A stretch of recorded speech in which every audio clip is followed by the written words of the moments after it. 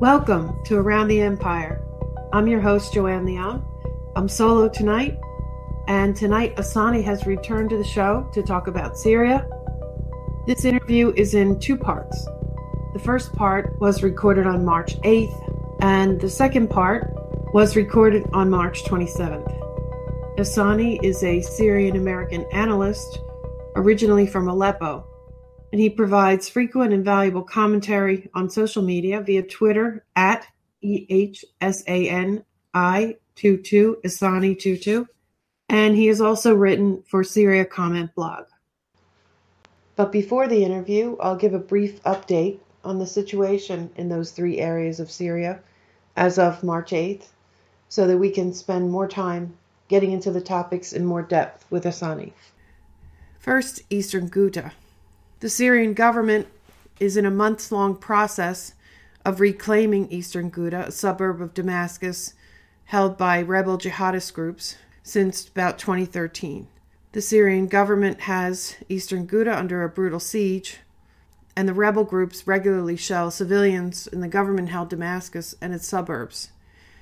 The UN Security Council, after much wrangling, recently passed a resolution that established a shaky 30-day ceasefire, and nominally a humanitarian corridor has been created for the evacuation of civilians for about 5 hours a day.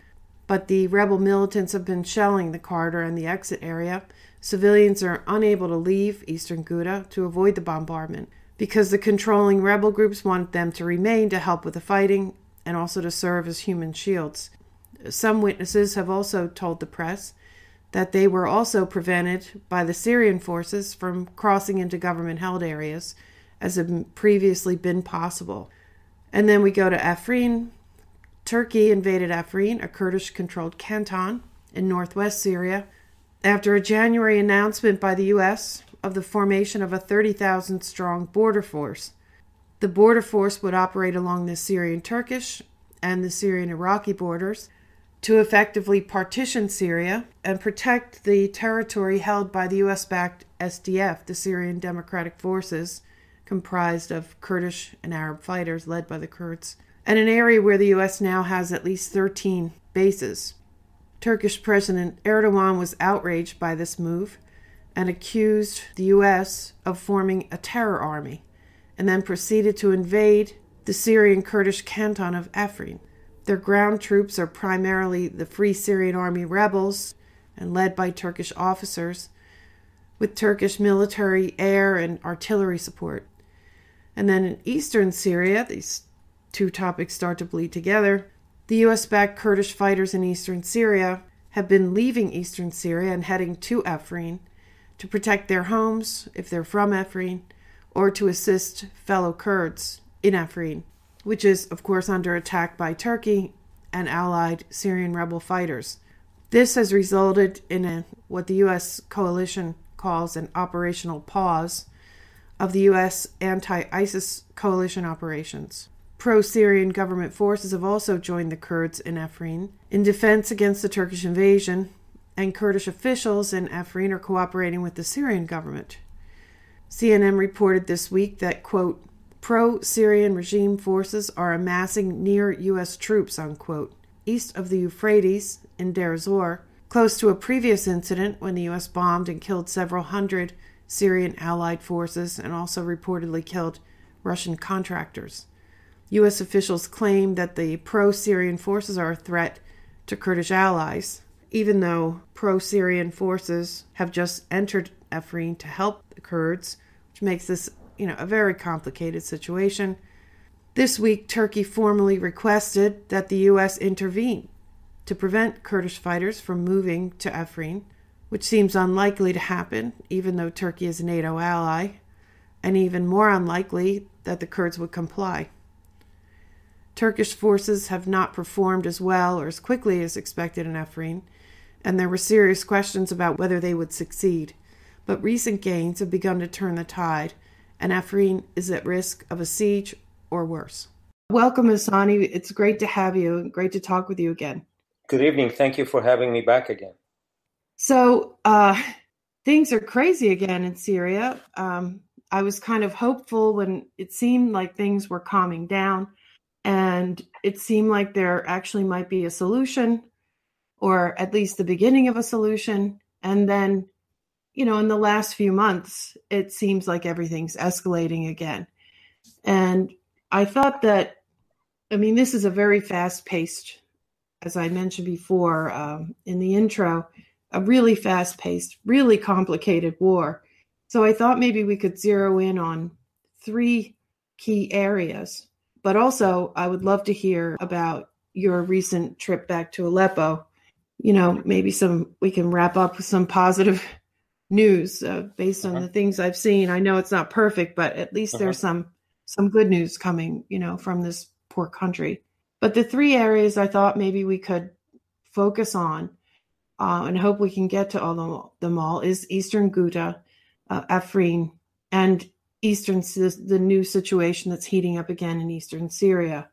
But, first off, what do you think is the most pressing subject or situation in the Syrian war right now? It's very hard for me to even tell.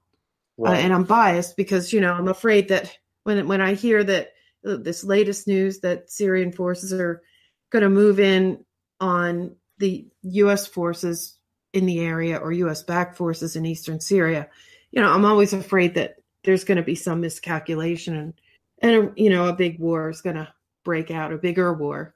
So what do you think is, the most pressing subject right now in Syria?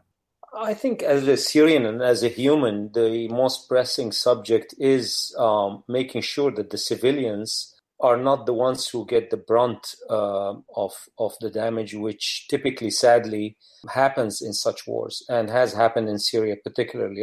Eastern Ghouta is precisely that world that I'm referring to because, first of all, no one knows the exact number of civilians in that district. The numbers vary from 400,000 to as little as 100,000 if you listen to some Syrian government officials. But whether it's 100 or whether it's 400,000, that's a lot of people who have really nothing, to do with this war. And I think the international community feels powerless. The UN feels powerless. Everybody feels powerless. And I can see that. I think it's not surprising that you see the kind of, there are a lot of dead people. There are a lot of old and young and kids all caught inside.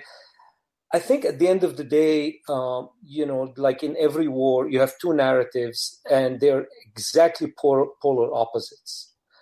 If you wear the hat of the opposition and you think about this war, you're looking at a government that has its own citizens essentially under siege. It's not letting food, it's not letting medical supplies come in, and that infuriates a large number of people who have essentially stood in opposition to this state, to the Syrian state.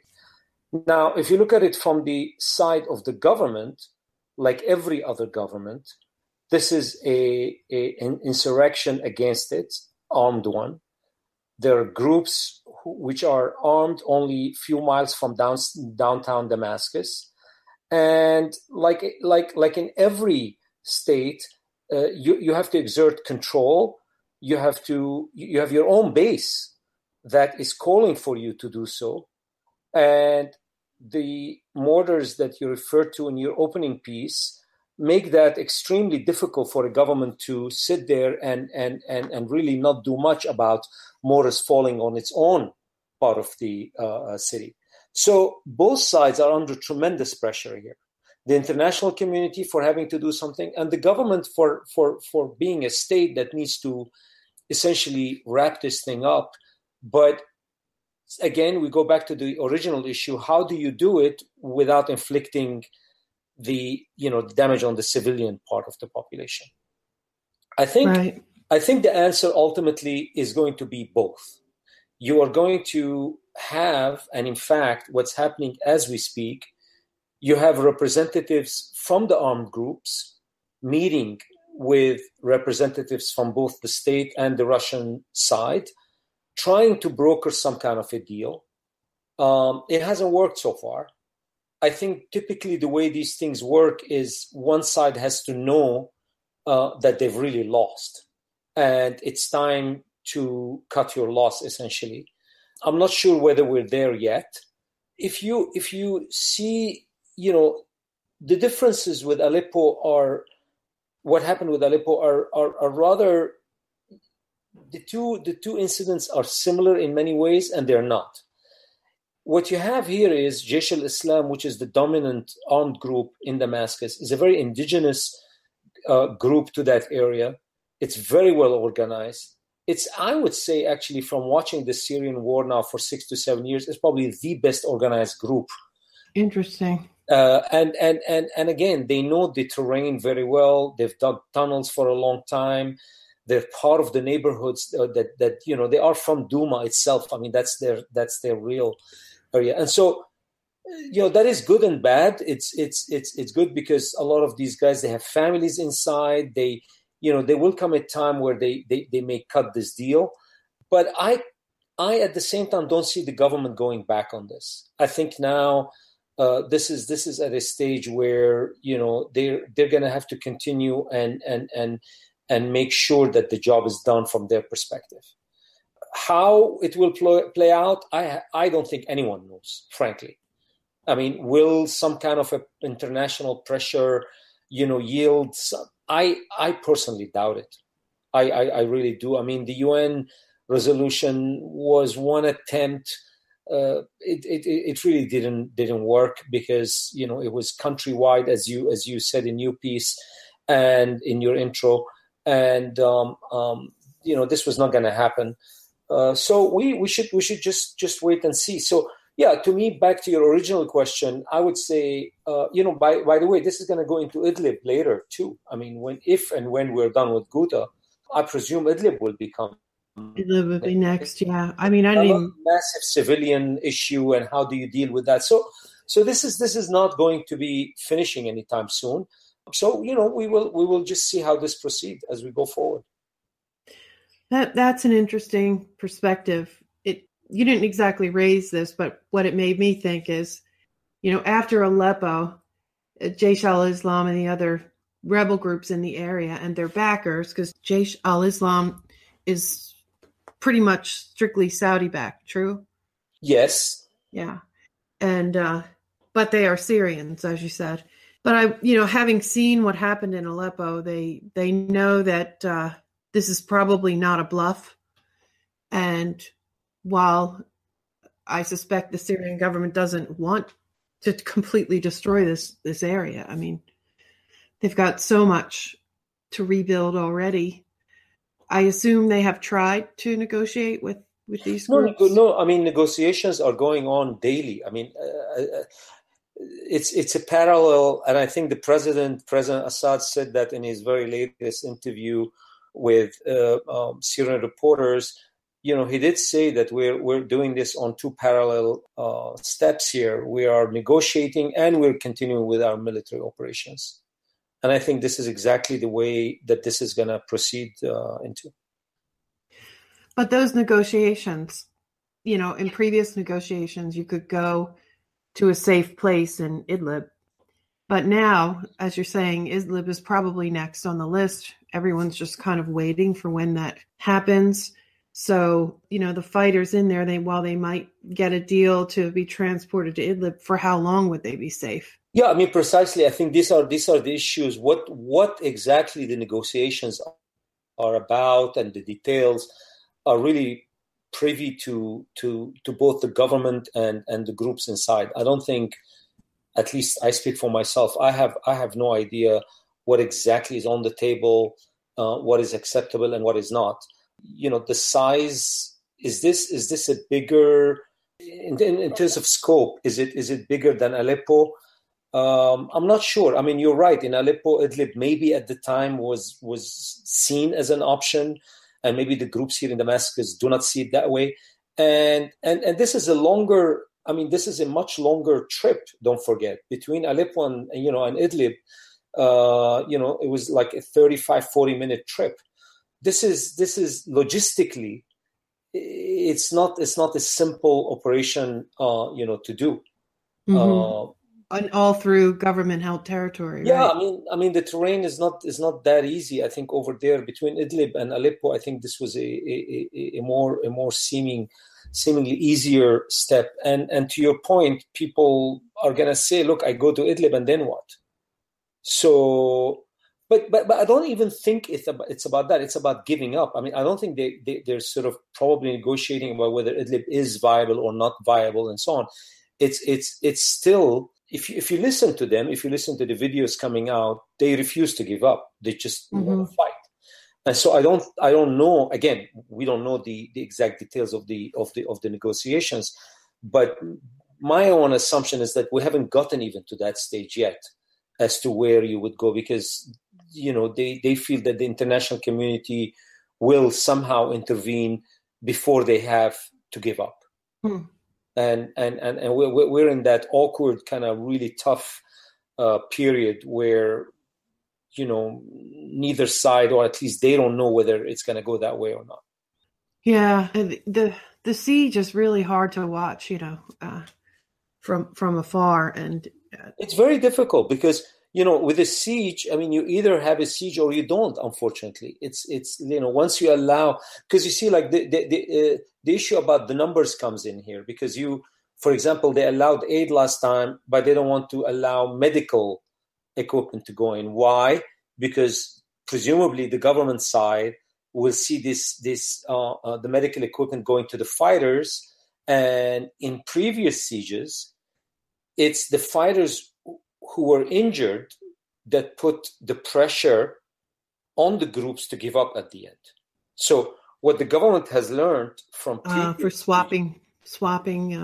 Right, because if you think about it, the maximum pressure on armed groups comes from injured members of those groups who just are lacking this medical equipment, and the pressure is just intense to finalize a deal. And once you allow medical equipment in, they may say it's going to the civilians, but the government may not be sure that is the case. That in fact, as we found in Aleppo, right? I mean, they this were is going right, and this medical. So I mean, it's very ugly. This is the problem with these wars. It's just a really, really ugly stuff. And as I said, both sides want to win, and both sides are having to do things that are horrible for us to watch. The latest, I don't know if it was yesterday or the day before, the humanitarian convoy that went in, I saw some video of the white UN trucks. Yes.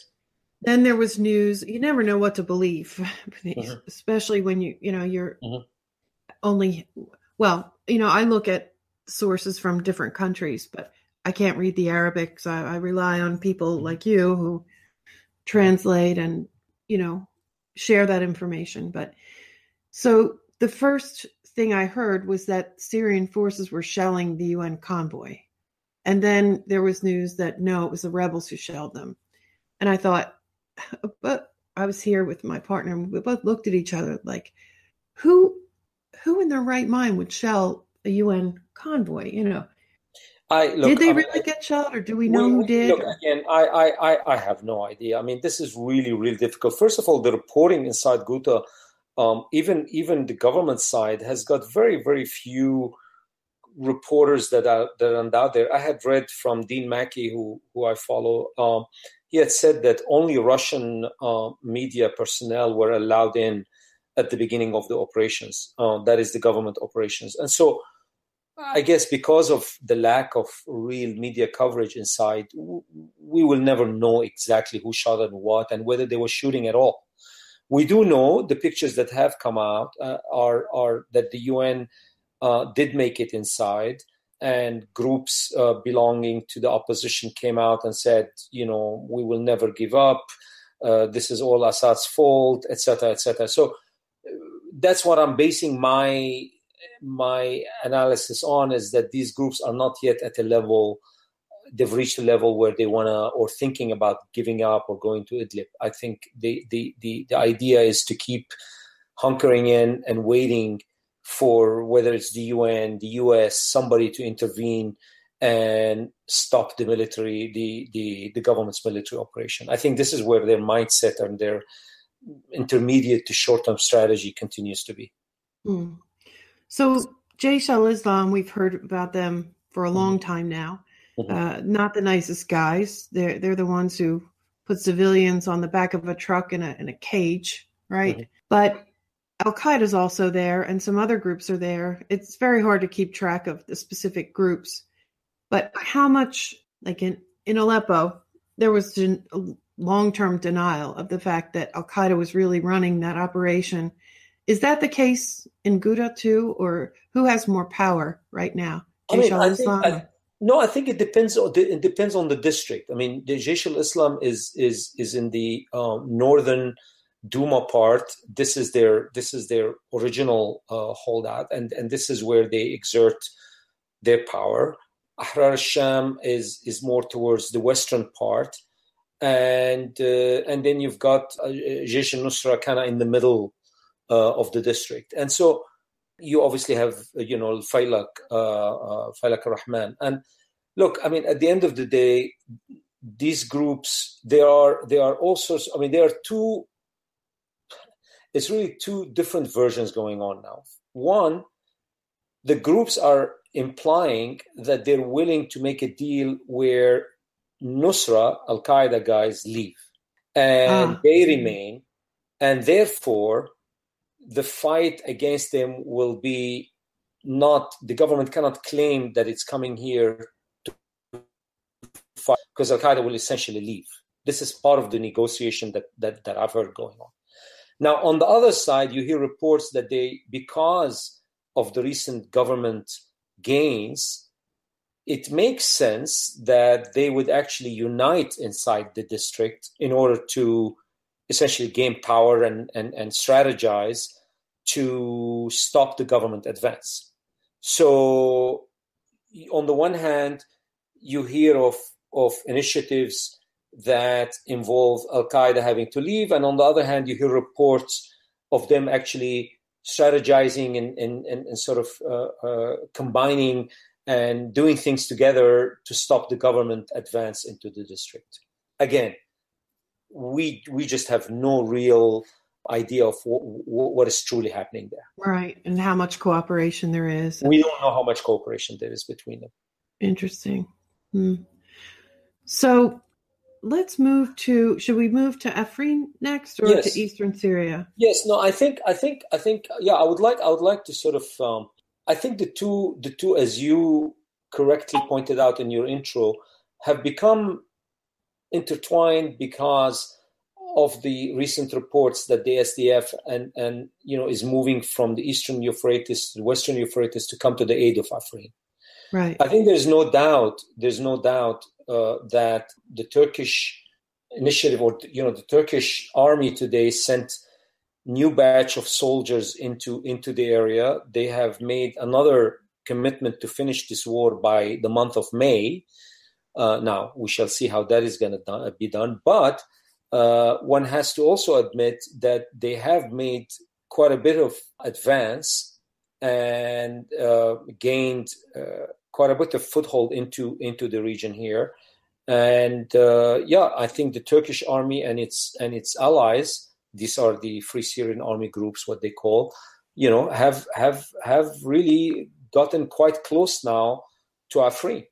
Interestingly, President Assad, when he was asked about this, he essentially said that what the Turkish strategy is to put a lot of these armed groups on the Syrian border and essentially create another Idlib. I mean, the way he phrased it, and that the whole Kurdish thing is just a cover, and that I thought was kind of interesting, because what I think the Syrian leadership. Can you explain that again? I'm not quite. Yeah. I'm not sure I get that. So it essentially boils down to what is the main strategy of Turkey here? Why is it doing it in Afrin?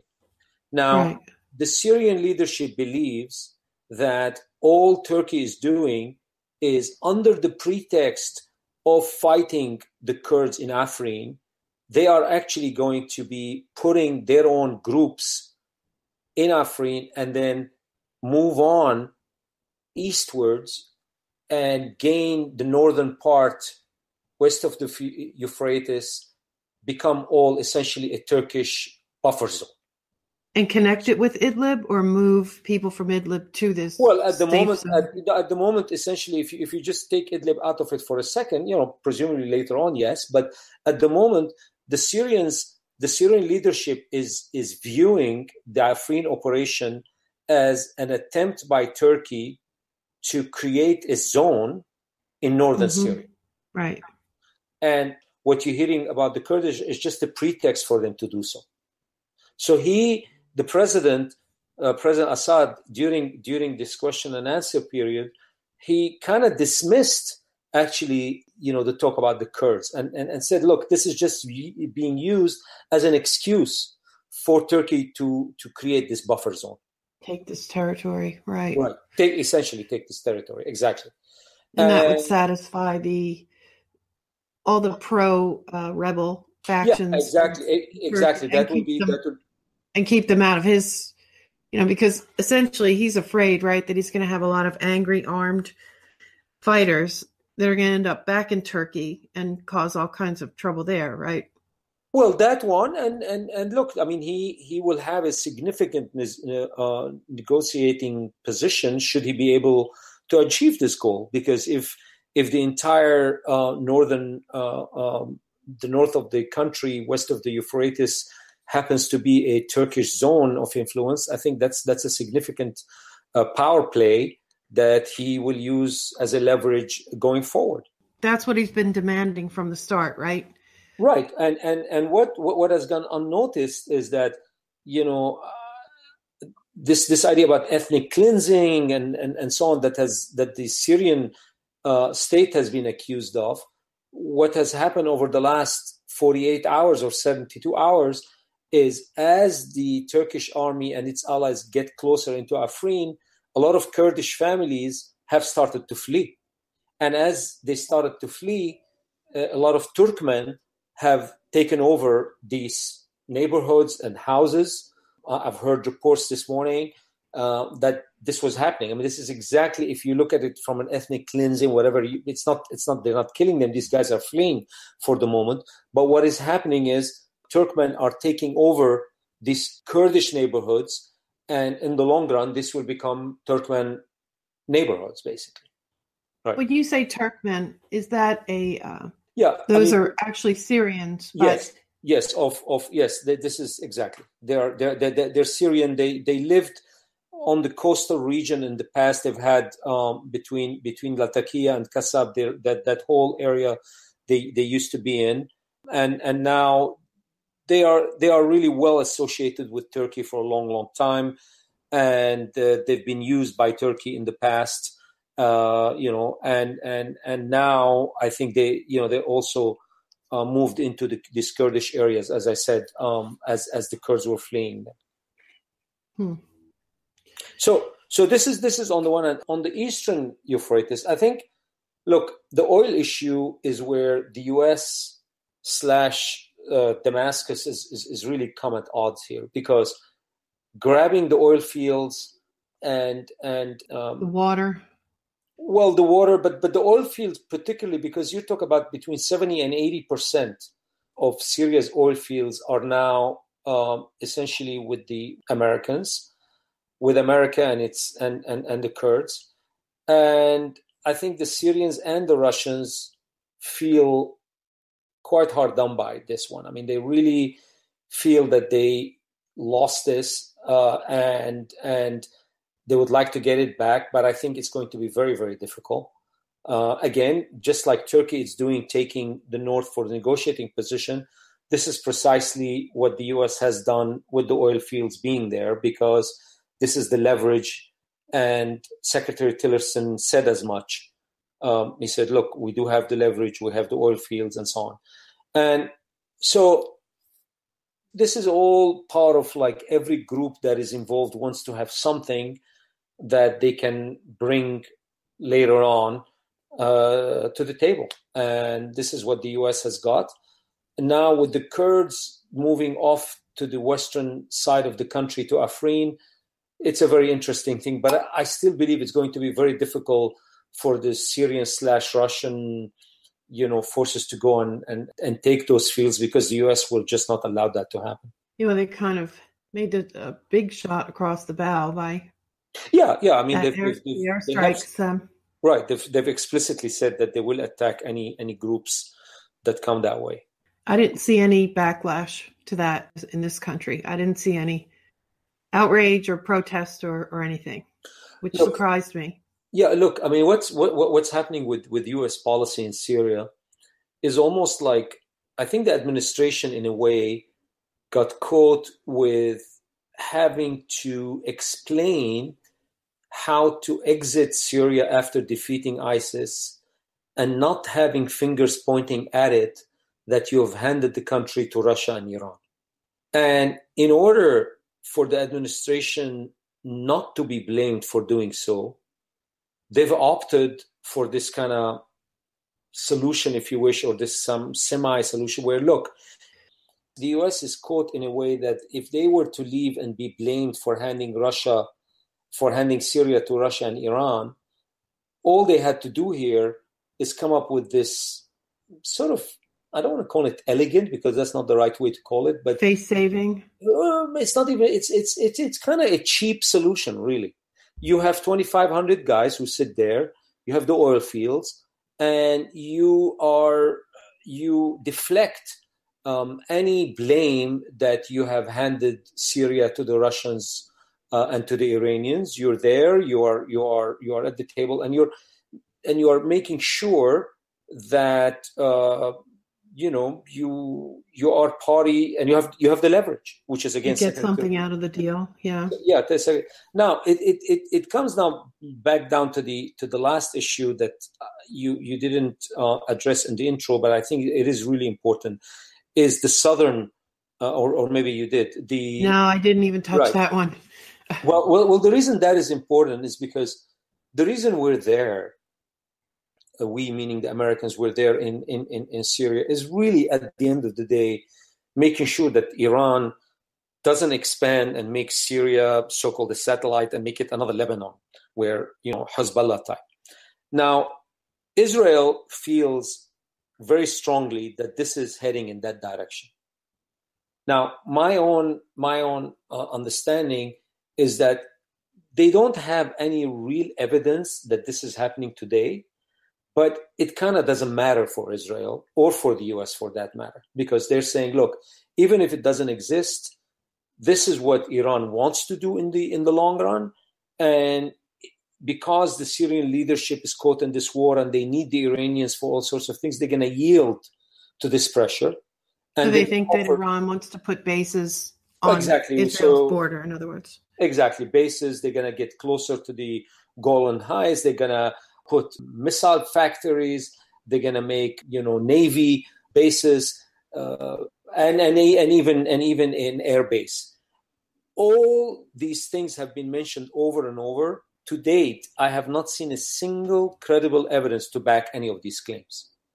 But my own feeling is that even if you challenge those assertions, nothing's going to change, because the answer is going to be, or the rebuttal to that is going to be, yes, they may not be there, but they're going to get it done sooner or later. Yeah. So it's more into the future, the hypotheticals.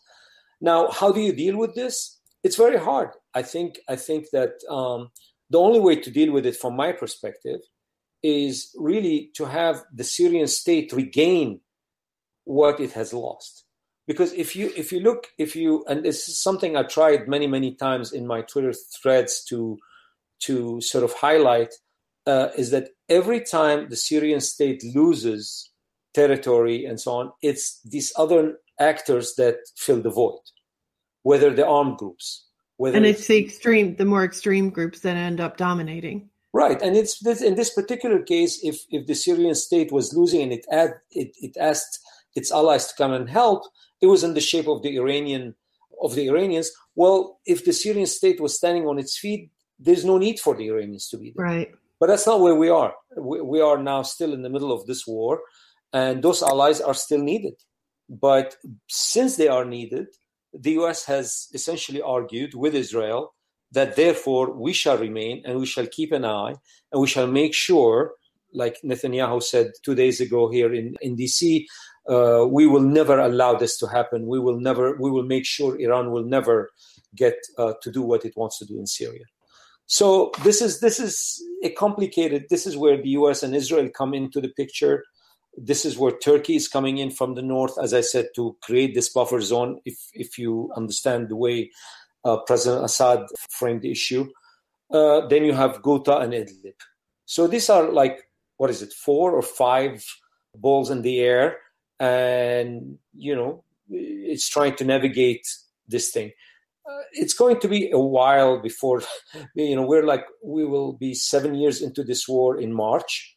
The average civil war in the past, having read like the history of these wars, is about 7 years. But because there are so many foreign actors involved, this is definitely not going to be an average one. The way it is. So we could be even halfway through here. And we could be talking about Syria for another 7 years. And to me, it's not inconceivable. It really isn't. Well, and it's a civil war, but it's also become a proxy war between the U.S. and Russia, a proxy war between Israel and Iran. I've seen, career military people say it's the most complicated war they've ever experienced in their career. Yeah, Mattis. Yeah, General Mattis himself said that. Yes. Yeah, and the thing is, the buffer zone question. Mm-hmm. I mean, I've never really bought that because, Turkey, if they need a buffer zone all across their border, why don't they just make the buffer zone on their own side of the border? And Israel already has the Golan, and they've got a buffer zone already.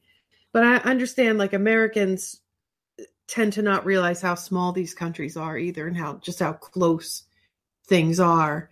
So maybe I'm just misunderstanding, but I'm thinking if you need a buffer, well, you have the Golan Heights there. You harden that buffer more if you want. You're already there illegally, but it doesn't look like anybody's going to push them out. And Turkey's got that long border. Why don't they just create a buffer zone there? I guess, it's not popular with their own citizens, but I just don't understand why people have to keep taking parts of Syria to create buffer zones for themselves. Again, the pretext here for Israel and the way Israel has dealt with it is supporting and financing a lot of the 6 or 7 groups at least in that area, in the hope that if the Iranians were to come closer, these areas are there, supported by Israel, in that so-called buffer, to make sure that they don't get any closer. That could go to infinity, though, couldn't it? Oh, this isn't a big enough buffer, so we need an even bigger buffer. And Sure. That's exactly the risk with these things.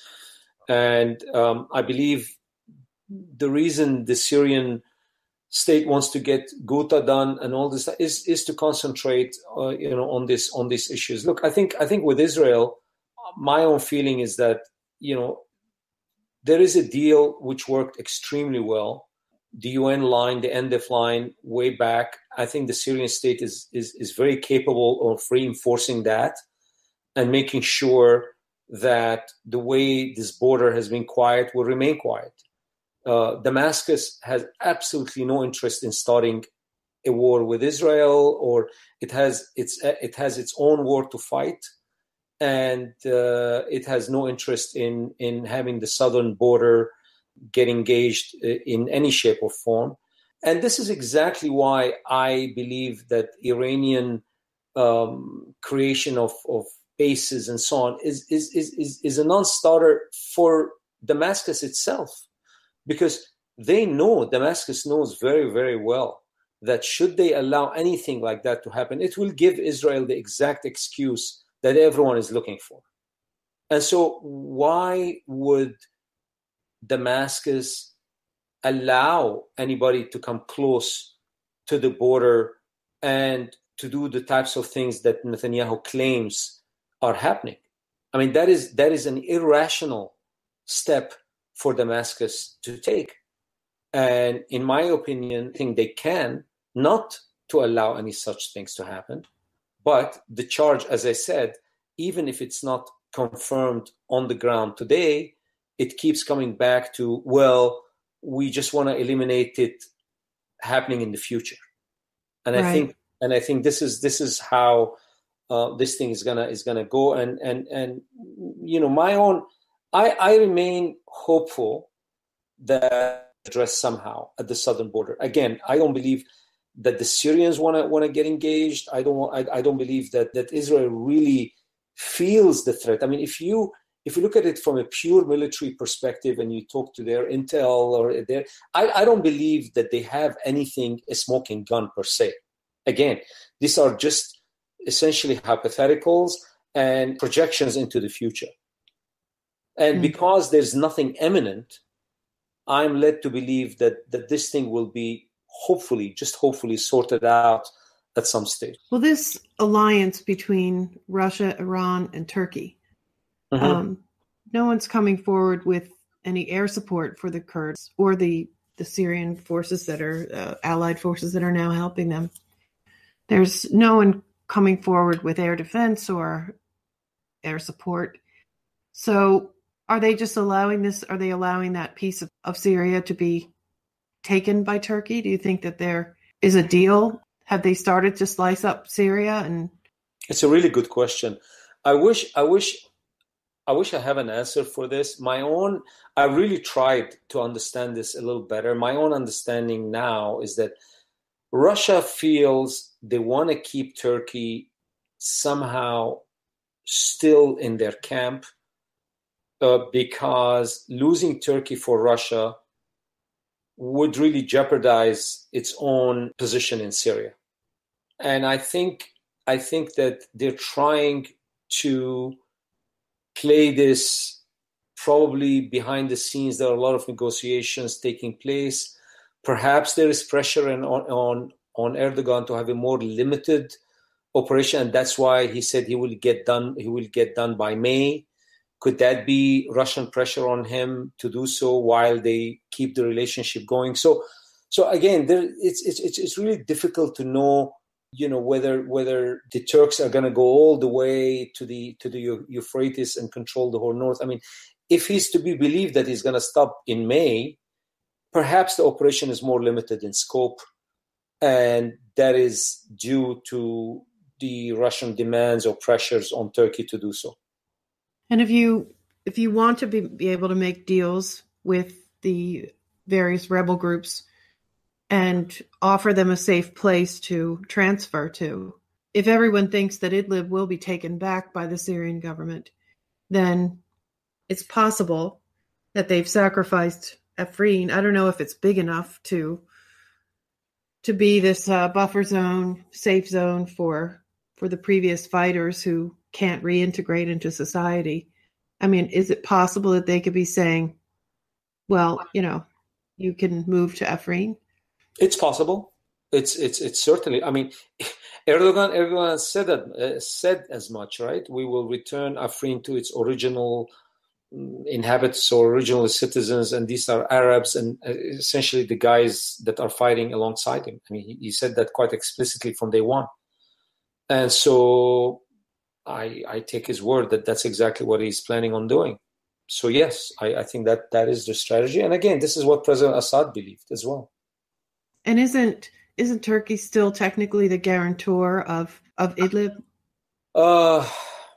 Didn't they send troops in there to keep the peace, basically? I mean, it's kind of hard. I'm not sure. I'm not sure exactly how much. I mean, I'm sure a lot of groups inside do answer to Turkey. The border, they go in and out. Yes, I would say that's a fair statement. Again, the details we don't know. Like, it's very difficult for anyone to know what's happening inside Idlib. Also, and we're just applying logic to what we see happening, and there have been a lot of illogical things that have happened with this war. So that's not necessarily going to be a rational outcome. Although We hope there's so. There's no doubt that the border is there. The logistical support for the armed groups has to come from Turkey. And so, yes, the assumption is that they do have a say into that area as well, without a doubt. Go ahead. We also have the neighboring countries who've taken in millions of Syrian refugees. They've already been struggling to deal with it. But I've been reading about how Jordan and Lebanon and I guess Iraq too, they just can't handle the situation for any longer and are putting, even more pressure to get this thing wrapped up so that Syrian people can return home. I don't know if that's true, that that's a factor or not. Yes. And Turkey has, many, many Syrian refugees. But there are no refugees going back until the entire crisis is resolved. There's just no way for me personally to think that there is a possibility for the refugees to go back at this moment. It's just very difficult. So you need a complete resolution to this crisis before the refugees go back. And speaking of refugees going back, maybe that's a good way to transition to Aleppo and the people who've returned there. I've seen pictures recently of a park opening and people out walking around in an area that was, just a complete mess a year ago. Well, a little more than a year ago. Yeah. So I was there a few months ago, and it was a trip that I wanted to make to see the city post the war, and there were a lot of good things, and there were a lot of upsetting things. Upsetting. Yeah, it had to be really upsetting. Yeah, very upsetting in the sense, like when you watch videos and pictures and hear from friends, when you see it with your own eyes, just the breadth and the scope of the destruction is quite remarkable. Yeah. I just wasn't prepared for what I saw. And so even though the people there feel that the situation versus 2016 and 17 is almost, one of them said to me, "Oh, this is like Switzerland now." So it's all relative. So from their perspective, right, things are amazing. But what I saw was just shockingly terrible. Now, just all the things you knew are gone, right? Yeah. All the all your old schools when you were a kid, it's gone. Your father's office is gone. It's just like a lot of the old city that I knew very, very well, streets with tremendous history, is gone. And not only that, it's just that the maybe I just think about it more like in financial terms. What it would take to bring it back is a really challenging prospect here, because the country is under economic sanctions. You are going to have tremendous difficulty getting anybody, any companies or anyone to go in there and start building. And at the end of the day, you build to sell to who? There are no incomes. The incomes have been destroyed. The purchasing power of people has been decimated. And look, this is going to be a very challenging thing. But at the moment, the city is very safe. There were very, very few roadblocks or really anything in the city. And the old East versus West Aleppo is kind of gone. When I was growing up, there was no East and West. There was just district. They were just neighborhoods. We refer to them by neighborhood, not East and West. And we're back to that. So you don't really have a line separating East and West and anything like that. People are slowly getting back. You would see, you would see a street that is completely destroyed and a guy's fixing his old restaurant, or one building that seems to be coming up. But these are sporadic, individual efforts. As much as they can, they're trying to bring electricity back, water back. And again, I think the city residents are pretty happy. On a relative basis, they lived an absolute nightmare. So in that sense, things are moving in the right direction. Yeah, yeah, I understand what you're saying. I mean, I can't relate to it. I've never been through anything like that in my life, but I can understand the relief that they feel, and it being relative. But otherwise, I just can't imagine living in a post-war, completely ruined country like that, and how they hold on to their hope, and how their resilience is pretty amazing.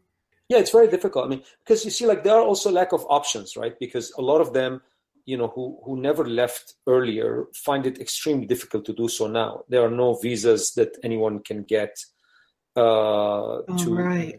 to leave, and a lot of the people there have stayed throughout for mostly really economic reasons. They just can't afford to go anywhere They else. just can't afford to go anywhere. Yes. Yeah, well, we've got a lot of people in this country in the same position, Yeah. but for different reasons. Yeah. So they're there. But look, I mean, it's a tough situation. This war is just never going to, for a while. I think it's going to be a while. Sadly, it's Yeah. going to be a while. Yeah. And it's being held over their head. We're not giving you any reconstruction money, and until you give us what we want. The only one that I see, that China is willing to come in and do reconstruction, but I mean, nothing's for free, right? And you're gonna. Yeah, I think the reconstruction issue, there is a very large, significant diaspora of Syrians abroad who would go back should the situation stabilize. Now, the sanctions and so on are still going to be an enormous problem, but frankly, the talk of reconstruction now, to me, is just too early. Too early, right? It's too early. People, places are still getting destroyed. So how could you talk about reconstruction when a war is still raging? So I think the idea that also with reconstruction you can pressure the Syrian, leadership into making decisions. There was a period where the press and a lot of the Syria observers started to write about that, and again, I mean, it was just silly because there's just no way, after all that has been done, all the dead, that the Syrian state would now think about reconstruction as a leverage to be used by the West on their heads. That's just not going to happen. Right. They're still in crisis mode. They're in crisis mode. They're fighting a war, and frankly, only we tend to speak about reconstruction. I mean, when I was in Damascus, when you speak to people there, none of them are really talking about this now. They're fighting a war, and this is something that's not on their mind. Okay, this is part 2 of my interview with Ehsani. Part 1 was recorded on March 8th, and then snowstorms, power outages, and the flu delayed its publishing, during which time the situations in Afrin and Ghouta changed drastically. So, therefore, we're adding part 2, and Ehsani has graciously agreed to come back to provide some updates. And part 2 is being recorded on March 27th. Hi, Ehsani. Thanks so much for coming back with this update. Hi, sure. Nice to see you. Yeah, it's great to see you again. So tell us, we recorded a great episode, and we talked about Afrin and Ghouta, and it turns out that both of those places were on the brink of major changes. When we talked, like, Turkey had not taken Afrin yet, and I don't remember what stage Ghouta was in, but I think that was early on. And so tell us what happened in Afrin since then. Yeah, so what happened in Afrin was essentially it ended up being in Turkish control. The defenses that were supposed to be put up by the Kurdish fighters crumbled pretty quickly, I have to say. There wasn't much of a resistance. And the city now essentially is pretty much all taken over by the Turks and their allies, the armed groups that it's working with. Most of the Kurds initially had made their way to Aleppo city itself, but that was only the wealthier guys and the people who kind of knew more than the average citizen that the city was already lost. And so by the time most of the citizens had found out what had happened, the state, the Syrian state that is, didn't want the entire Kurdish population in Aleppo city. And so they were caught now in what we call the reef of the city, which is the countryside of the city, which they have been ever since. And the news we've been hearing lately on Tel Rifat, which is a town close by, in between Aleppo and Afrin, and Nubul Zahra, which are Shia villages. This is where most of the Kurds have sort of accumulated and set place for now, temporary places for now.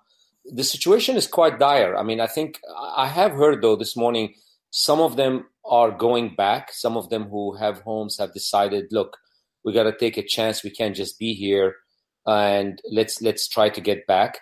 But certainly not the fighters, not the people who had been on the PYG side. Right. So I think like right now, there was today tremendous amount of back and forth rumors flying whether the Russians have also agreed to hand Tel Rifat to the Turks. Up to this moment, I have not seen any confirmation of it. The rumors were very strong.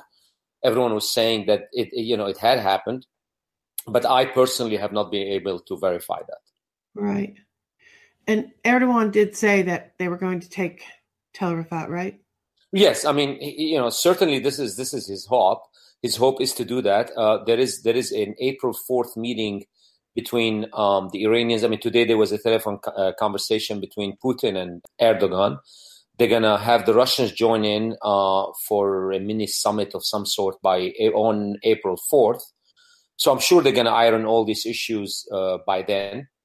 But what he's telling is that the Turks continue to be extremely careful to be on the side of the Russians, given the diplomatic issue with letting all the Russian diplomats out of Western capitals. Turkey did not want to join in.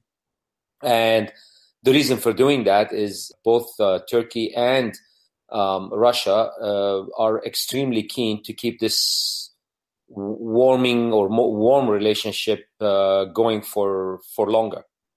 So it's kind of, it means that any move that Turkey will make, whether it's Tel Rifat or anything else, will have to be with a nod from the Russians. Right. What is the Syrian government saying about Afrin? Well, it's extremely, extremely upset. I mean, there's no question that this is not something that they take lightly. Frankly, from a tactical military point of view, they are powerless to do anything about it. They probably had hoped that the Russians would do something also about it, but the way this geopolitical game played out, it meant that Afrin was going to be going to the Turks for now. Now, obviously you can look at it for now, you can say it's kind of contained, because if the Russians don't want to give Tel Rifat to the Turks, and if the Americans continue to hold on Manbij, then the Turkish move could be contained for now. But it's going to be predicated on both now the Russians and the Americans, and deciding what they want to do with the intentions of Turkey to advance towards the Euphrates. Is there any sign that there's a connection between the progress in Afrin and in that region, in that area, and the negotiations in Douma, in all of Ghouta, really? No. I mean, I think I have seen some people do that. I don't think so, because the Syrian army was going to go into Ghouta no matter what. This move had been planned, had been communicated before Turkey came in, and frankly, everything that had happened in Afrin is not to the liking of the Syrians. So there's no quid pro deal here where the Syrian government said, "Oh, okay, I'll do this, you do," because everything that's happening in Afrin is not something that the Syrian state would be in agreement with. And I think the two issues are really completely unrelated. Mm-hmm. Let's not forget, yes, the Turks do have influence in Ghouta, but not primary influence. I mean, Jaish al-Islam, who I consider to be the strongest party there, is a Saudi-funded group. Right. And, there's no doubt that Ahrar, and maybe even Failaq had some relationship with the Turks, but I don't think Turkey necessarily had these guys just lost militarily, whether Turkey was going to help them or not. It's not like it was in Aleppo where, there was some, Turkey removed some, they had a play in that whole situation with Aleppo. Yes, in Turkey, maybe, with Aleppo, maybe Turkey could have done something more. Let's not forget here the physical proximity. You're talking about in Aleppo, can Turkey have more influence on the groups in Aleppo versus Ghouta? There's no doubt. Right. Just purely proximity. Proximity-wise, yes. Now, funding and so on. Frankly, the Ghouta issue is not about funding anymore. When the military operation started, unless you have logistical military support to the group all the way from Turkey, I don't think that really played a factor. Yeah, the only thing I could think of would be sort of agreeing to take some fighters, if they're relocated. But, I don't know how much control Turkey has over Idlib either. So not really, because they don't. The agreements were made between the groups. And look, Turkey and the Russians are doing well. And if the Russians filled up, the blanks and communicated to Turkey that we have 88 buses heading to Idlib, that's conceivable. But the deal was going to happen anyway, whether no matter what, the deal was on. And just one more thing about Afrin, that is that you mentioned that the Kurds are going to the countryside in the vicinity, and that some of them are going to try to go back to their homes, and that they didn't put up much of a defense. What happened with the news? There was a lot of news that SDF, the Kurdish faction of SDF, who were deployed in the eastern part of Syria, actually left there and went to help with Afrin. And I wonder, what happened to that mobilization? Was it not enough, or did it sort of not materialize? And are Kurds from Afrin going over to Eastern Syria, the other cantons, the other Kurdish cantons, or are they not strong allies, or have no interest in going there? Maybe.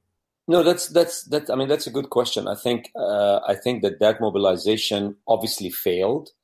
And I think the way they're describing it, the leaders of the Kurdish groups, they're describing that they are going to resort to guerrilla tactics from now on, i.e. they made it sound as if they unilaterally decided to vacate the city and get out, and then they will do hit and run guerrilla tactics against the Turkish army. Frankly, I don't buy it. Mm. They I think just couldn't manage to put up a fight here, and they just lost, pretty decisively. Right. And there's just no two ways about it. And of course, they're going to put a better face to this, but I don't think that is a credible explanation. All right. So, and how about Eastern Ghouta? When we left it, I don't think the area had been divided up yet. Right. It was an intensive effort by various different parts of the Syrian army, right? Yes, it was. It was. The strategy seemed from the beginning they were going to go for the split. They have done this before. And within, I think, 48 hours of the operation starting, followers of these moves, even on Twitter, as we follow very smart guys who are doing all this mapping. Right. And they quickly identified this tactic and strategy that the Syrian army was going to use. I think it was effective ultimately because they were able to identify the tunnel system. Okay. That was really the biggest obstacle to any military operation. But identifying those tunnels and being able to move through that part really helped quite dramatically, them gaining ground. I don't want to say fast. I think when the operation started, I would have thought they thought this will take about a month. That was at least my understanding of what they thought this may take. We're more or less on schedule. Some parts fell earlier. Obviously, Douma is still not, still standing. They still haven't given up. Which was expected, right? That would be the last Yes, stronghold. I think so. I think it is expected, and I think that maybe my thing is, like, I think a lot of the fighters from Jaish al-Islam and Douma find it hard to move to Idlib.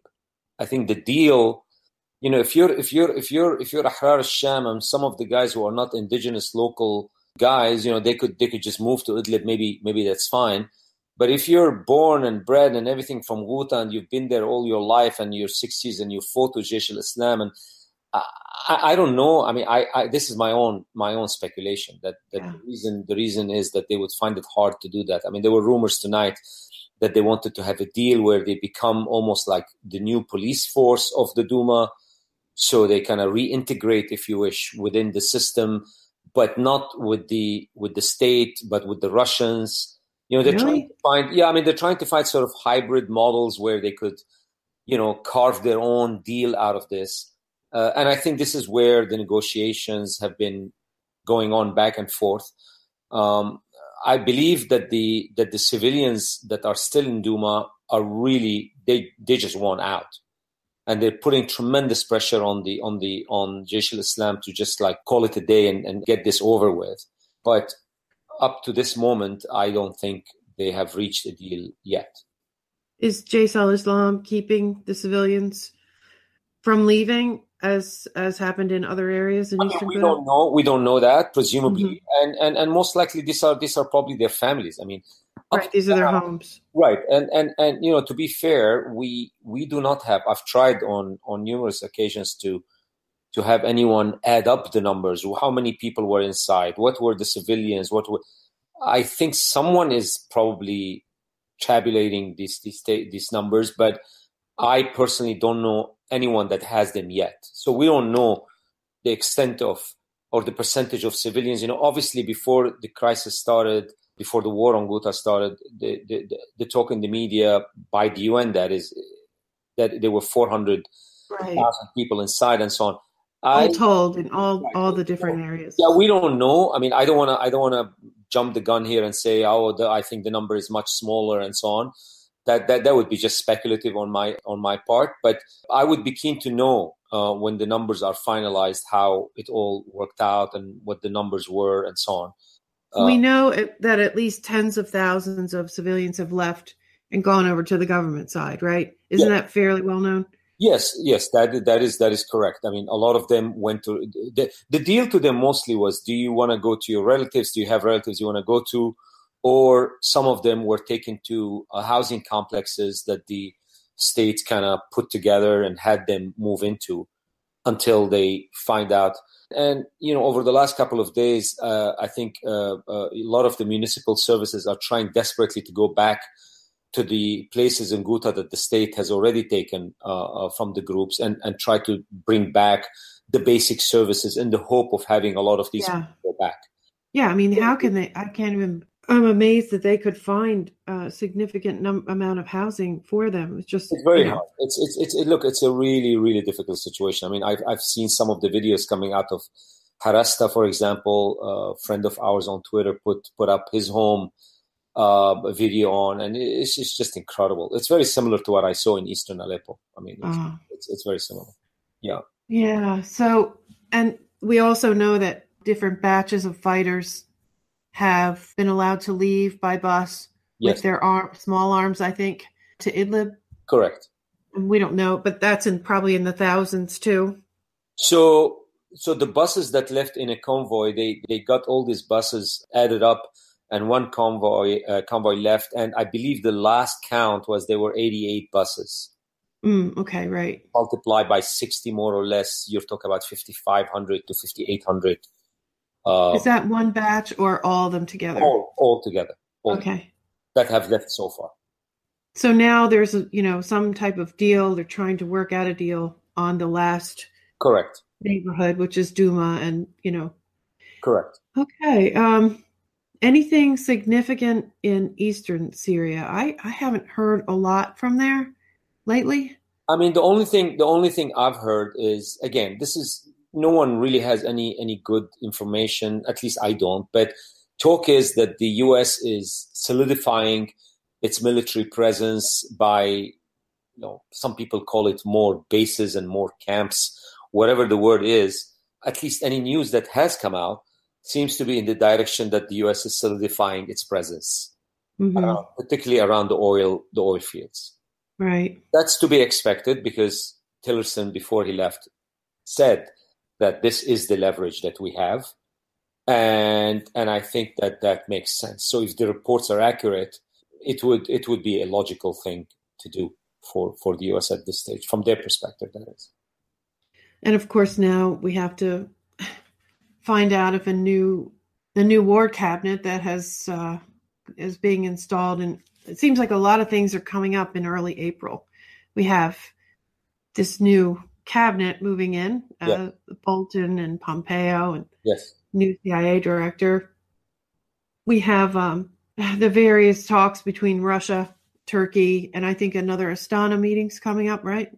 Yes. And maybe or maybe not the talks with North Korea have some relation to this war. I mean, who knows whether that's going to include a broader Middle East deal, as some people think it might. But it just seems like a lot of things are going to happen in April. And then I think we have a deadline coming up on the Iran deal in May. In May, yeah. Look, all right. The Iran deal is over for all practical purposes. It seems like the deal is going to be scrapped, and we will see. I mean, the talk so far is that General Mattis has been the sane man in the room, according to the reports we've been hearing, and that if anything, General McMaster was the one who wanted to a more hawkish policy towards what was going on in Ghouta.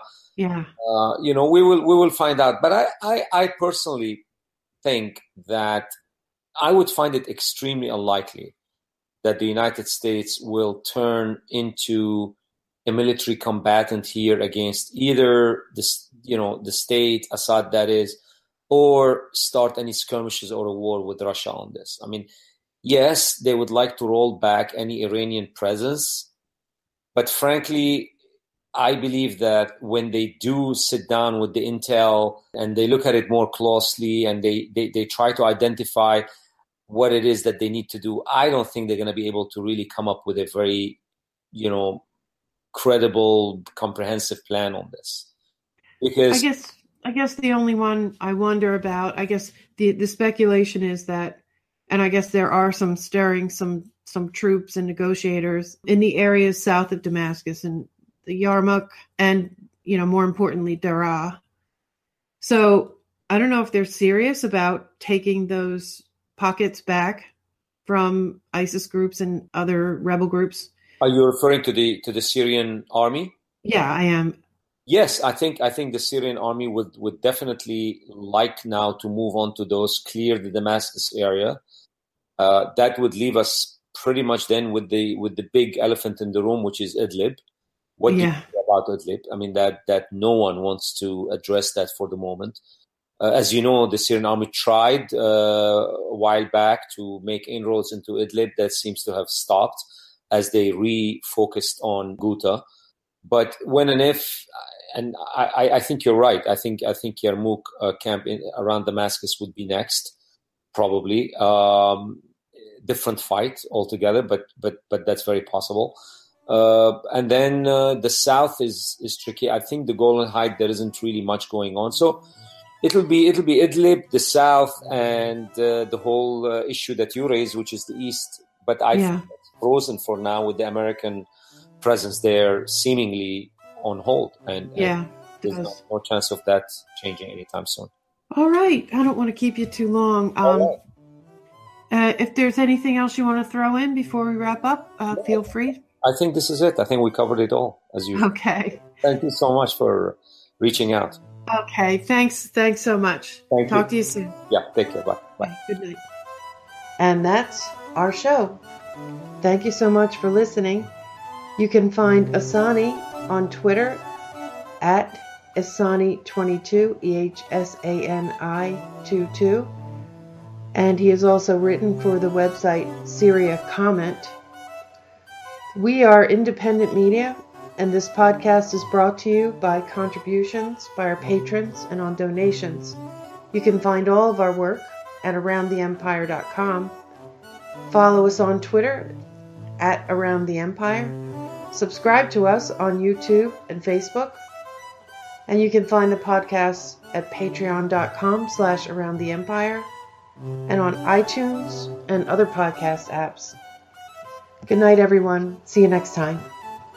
Take care.